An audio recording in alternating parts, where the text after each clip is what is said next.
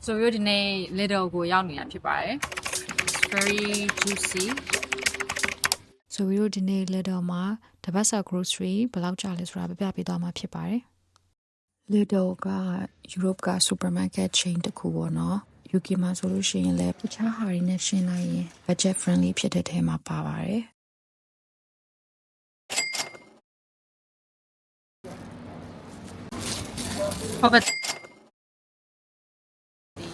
Dito ka lang asimpa. It's very juicy.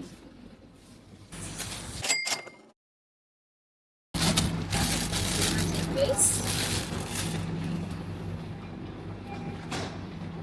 chicken legs. I'm gonna take this. So 80% beef means what, no?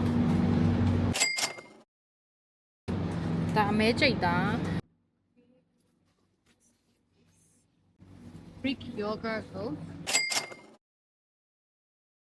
low fat. ဒီမှာဒီလို limited offer စီရရှိရပေါ့နော်အဲ့မှာဆိုလို့ဈေးချထားတဲ့ဟာပေါ့နော်အရင်တန်တယ်အဲ့ထဲကိုနည်းနည်းမှွေကြည့်လိုက်ဆိုတော့ category မရှိဘူးအဲ့လိုပဲ random ချထားတဲ့ဟာတွေပေါ့နော်အဲ့ထဲမှာပိုင်းရှိပြကြည့်အောင်ချက်တော့ဒီမှာ creatine powder လည်းရှိရပေါ့နော်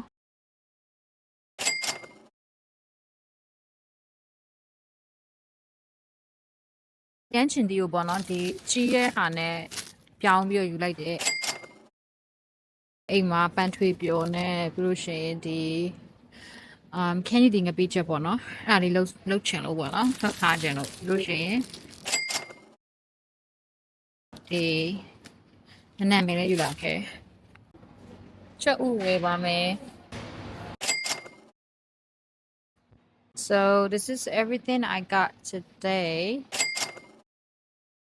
အဲ့နေရပေါ့နော်ဆိုပြီးရိုက်ပြဖို့မိသွားလို့ပေါ့နော်ဒီ Little Plus မှာဒီလိုမျိုးคูปองလေးရှိရဲဆိုတဲ့အကြောင်းပေါ့နော်ဒီမှာဆိုလို့ရှိရင်သူတို့ရဲ့ bakery ကနေပြီးတော့ပေါ့နော်မုတ်အလက်ကားပေါ့နော်မုတ်တစ်ခုပေါ့နော်အလက်ကားသွားယူလို့ရတယ်ပေါ့နော်ဒီ Little Plus ကကြတော့သူ့ကို download လုပ်ပြီးတော့ကိုယ့်ရဲ့ email လေးနဲ့ပေါ့နော် sign up လုပ်လိုက်ရုံပဲဘာမှမခတ်ဘူးပေါ့နော်ပြီးလို့ရှိရင်ရှင်းတဲ့ခါကြလို့ရှိရင်ဒီ QR code လေးကိုပေါ့နော် scan ဖတ်လိုက်ရုံပဲအဲ့ဒါပြီးလို့ရှိရင် points တွေစုပြီးတော့ပေါ့နော်ဒီ coupon တွေ claim လို့ရပါတယ်တို့ရှိမှဈေးချထားတဲ့ဟာတွေကိုလည်းပေါ့နော်အမြဲတမ်းကြည့်နေလို့ရပါတယ်အဲ့ဒါလေးပြပြပေးရပါ